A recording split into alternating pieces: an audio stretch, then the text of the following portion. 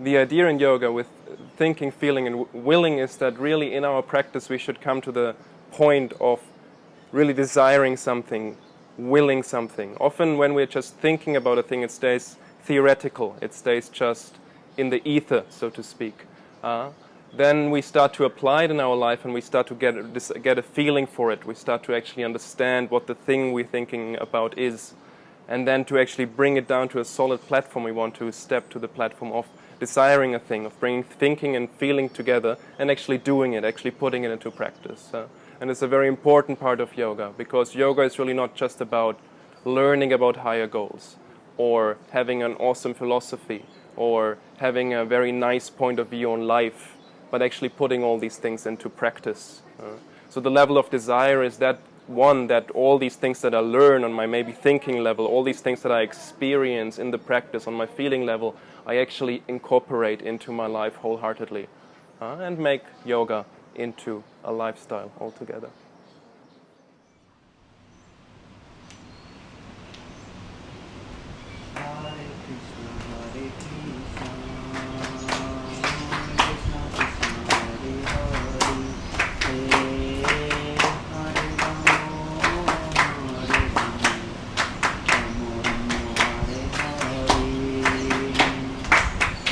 Krishna, Hare Krishna, Krishna Krishna, Hare Hare, Hare Ramo, Hare Ramo, Ramo Ramo, Hare Hare, Hare Krishna, Krishna Krishna, Hare Hare, Hare Ramo, Hare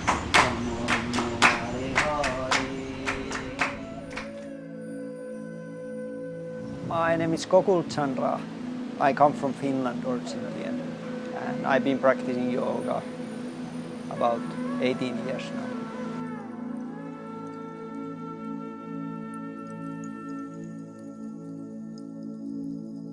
I was interested in philosophy first. I was more like studying all kind of mystics and philosophies by myself and reading the books. And then I somehow interested of Indian philosophical traditions. Then I met my teacher, Janani, and through him he introduced me as like a practical part of the yoga as a practice.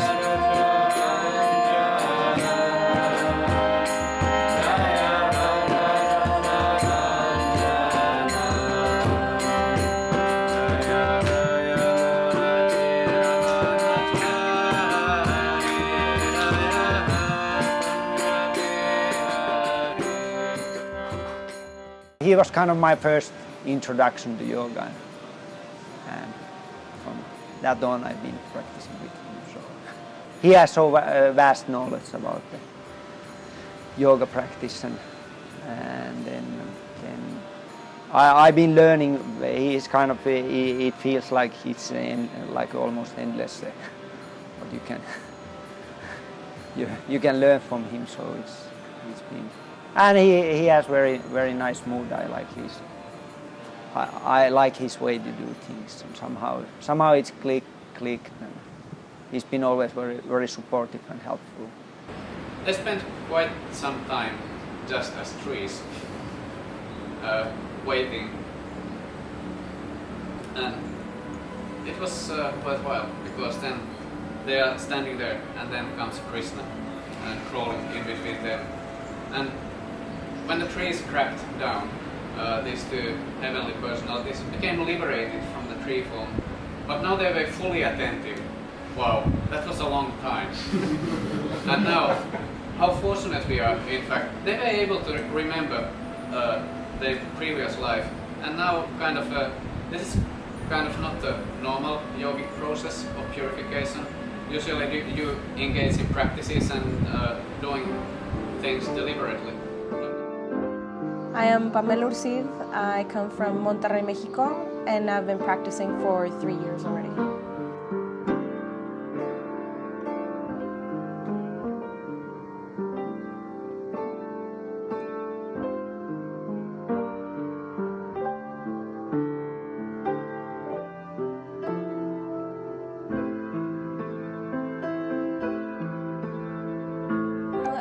I found Gokul Yoga through Janani. Following his social media, suddenly in my homepage this crazy picture appeared of him doing some of his amazing postures, and I'm like, wow.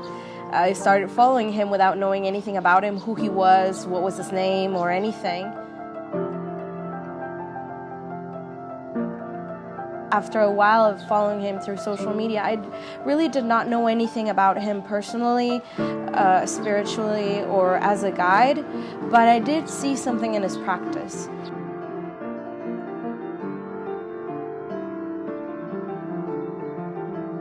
You could see the strength that he had to follow these incredible postures with no pain in his body. So there was something that clicked, and I applied to the teacher training in Bali and just decided to go ahead and do a leap of faith without knowing so much about him, but turned out to be one of the most important ones in my life. My name is Bertalan Sugar. In Hungarian, it's Sugar Bertalan. I'm from Hungary, Budapest, Hungary, and I've been practicing yoga for 11 years. Well, first of all, I did Ashtanga for more than 7 years. And then I stopped doing Ashtanga because my lower back was hurting quite a lot. So I figured that maybe I should change my routine. Then I was experimenting with different styles, like Vinyasa flow, which I never really liked, but it was still Vinyasa, so I figured that maybe I would like it. Well, I didn't. And then when I first met him, he started talking about bandhas, so I got more conscious about bandhas beside, Mula Bandha, Uddiyana Bandha, Yalahandra Bandha, which you hear a lot about, especially if you do Ashtanga. And then after, that was the first time that we met in this workshop. And then the second time when I did my first training with him, which was a 200-hour Hatha Yoga training, I started practicing the sequence that he was teaching us at the time. And ever since, so for more than 2 years, I've been practicing that very sequence. I think it's much more like physical body friendly. It's much more body conscious, and of course it's very much dominated by the use of bandhas. And it's just a really, really fantastic sequence for the whole body. It's very holistic, but of course it's extremely challenging both physically and mentally.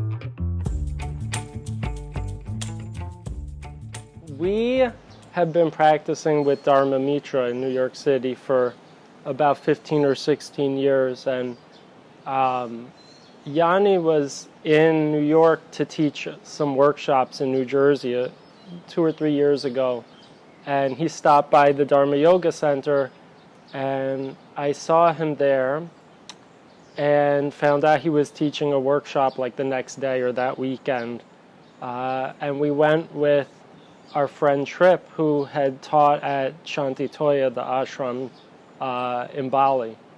And we all took his workshop in Jersey. And it was extra interesting. Like, I'd studied for a while and had some idea of these kind of 3 principal bandhas you hear a lot about. But he was coming out with all these crazy bandhas I'd never heard of, like the shoulders and wrists, and so it was very interesting. And then we kept practicing with him anytime he'd be around for workshops in the East Coast. And then very spontaneously last year, we were all planning to do an apprenticeship in Hong Kong, and the timing of it was like the exact same timing of his teacher training in Bali, and we just like last minute switched plans and went and did his teacher training last year, which was super mind-blowing, interesting. There's some reason. Do you follow? And then if I'm connected to this, I also understand a little bit the language.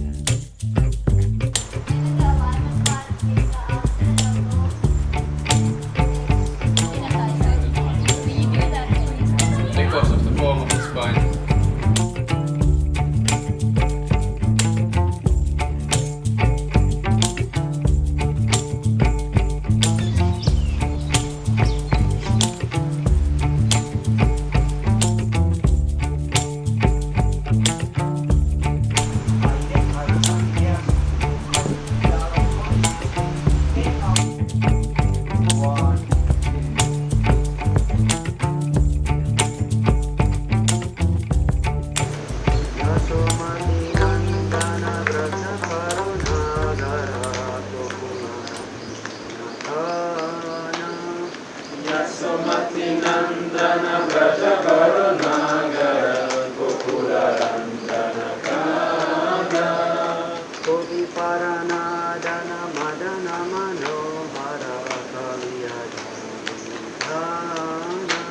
Any questions?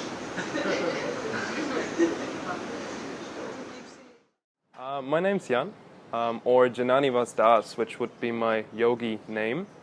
I'm from Germany originally, body made in Germany, and spend a lot of my time though in Australia right now, studying and teaching yoga. So before I actually focused a lot on asana, even though I was doing asana, the physical part of yoga since I'm 17 years old, which is 10 years now, but I spend a lot of my time focusing on Vaishnavism, which is a specific type of yoga that focuses on more the philosophical part, and especially bhakti yoga, which is the yoga that brings emotion into the practice, where you actually start to emotionally invest yourself into an object of worship. And in Vaishnavism, that object is often Krishna or Vishnu or different deities that we start dedicating life force to, which is also then yoga, Ishvara Pranidhan. And so when I got into the asana practice, I really wanted to look for a teacher who has a similar outlook philosophically than I do. And that first inspired me to just search the internet and look for different teachers who philosophically are also in line and who are, in terms of their practice, inspiring as well. And that's how I found Gokul Yoga, Yanni. And I just wrote him an email. I was sitting in a cafe with my yoga teacher, and I was like, oh, there's this amazing yogi. And he's just like, write him an email, see if you can go. I was like, oh, come on, I can never go there. And he's like, no, just write him an email. So I wrote him an email, and 2 days later, JC, Gokul's wife, wrote back and was like, yeah, sure, come practice with us. So I went there for 2 months and practiced specifically asana, and was just very happy to have a teacher who is, first of all, lined up with the thought of knowledge that I was, the type of knowledge that I was studying for a long time, but then also is so in depth with asana practice. For me, Gokul is just a very unique person in that sense that he is a very traditional yogi. He actually didn't learn yoga from books or the internet, but from a teacher who learned it from his teacher, who learned it from his teacher. It's called parampara in Sanskrit. So a disciplic succession where there is actually a living tradition behind the techniques he's teaching. And I really feel that you can feel that in his teachings, that he is just representing the whole culture, the whole lifestyle, which has been alive in this way for thousands of years. And to find a teacher like that, for my experience, nowadays is very difficult.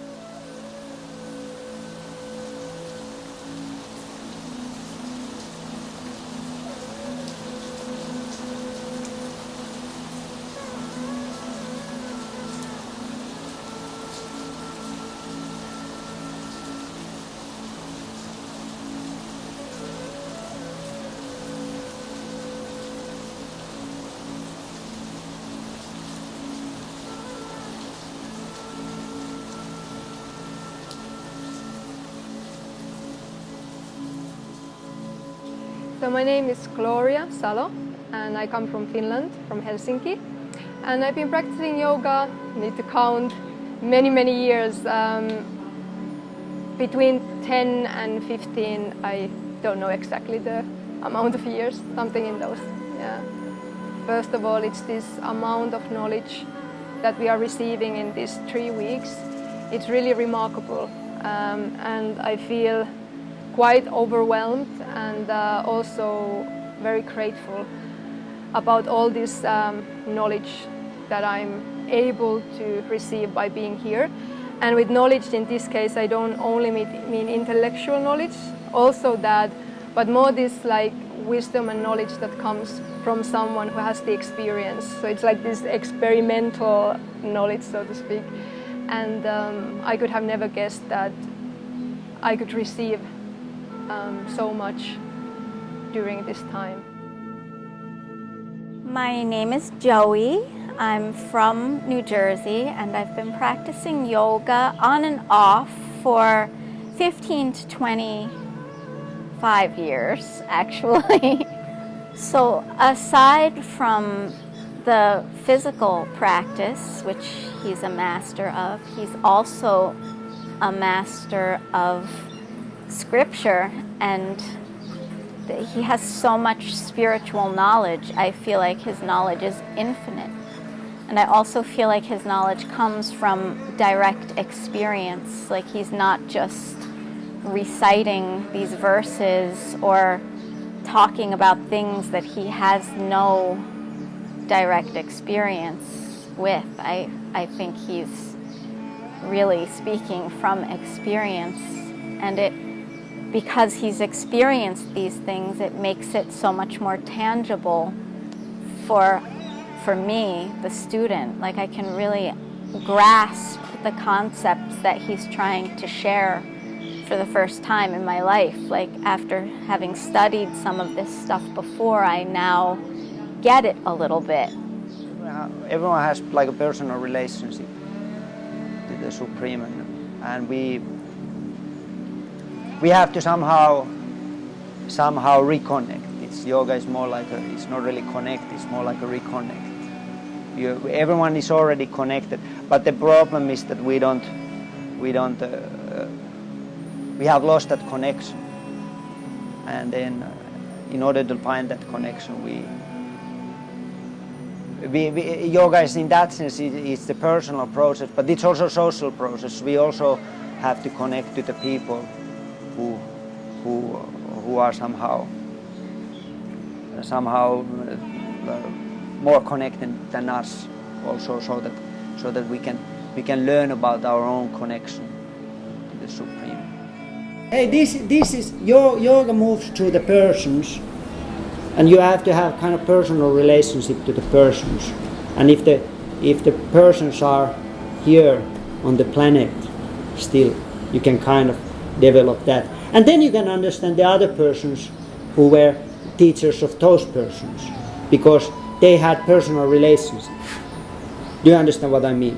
It's so to jump over, you understand that Krishna Macharya is my guru. It's basically saying that I'm not bowing down anyone, because Krishna Macharya will not come and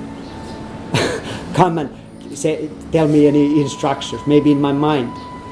Do you understand what I mean? So it's not only like on the Krishna groups, but it's not really appreciated on many other, what I know. This kind of mentality, it's not really appreciated anywhere else either. Like that kind of, that you can jump over. It would be easy. I'm in Krishna Macharya's line. I'm his direct student, which means basically that I don't need to listen to anyone. I only wait that Krishna Macharya, or same way that God, God. That I trust in God, but the Vedic understanding of the God, it also to love the God, you have to know the God, and in order to know the God, you have to know the people who know the God, who know the people who know the God. Do you understand what I mean? We have the parampara. Otherwise things get, abstract.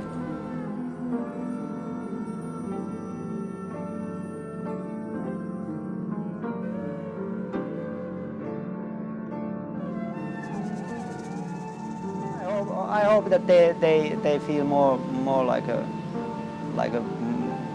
balanced and connected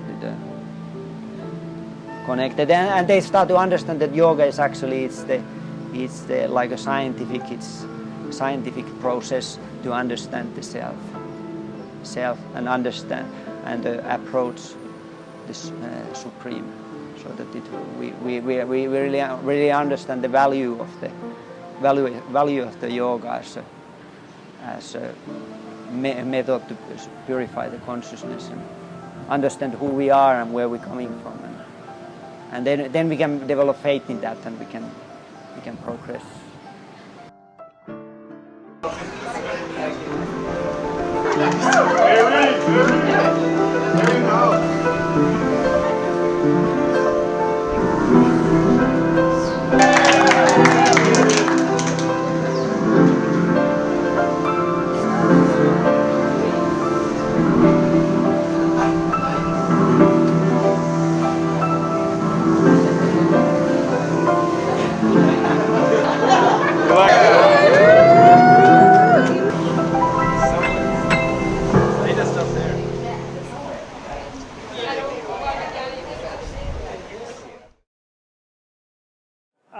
There's these three vikaras, three like functions or transformation of the mind, and they like thinking is more like a superficial level of the mind, and then we have emotional mind, and then we have the willing level, the desire level of the mind. In also modern psychology, they a little bit touch this same thing. We have cognitive, conative, and additive mind, and these three functions of the mind. So basically, almost big part of our experience, all our sensual experience is basically based on either we think things, or we feel things, or it's on the desires. So it's kind of very holistic.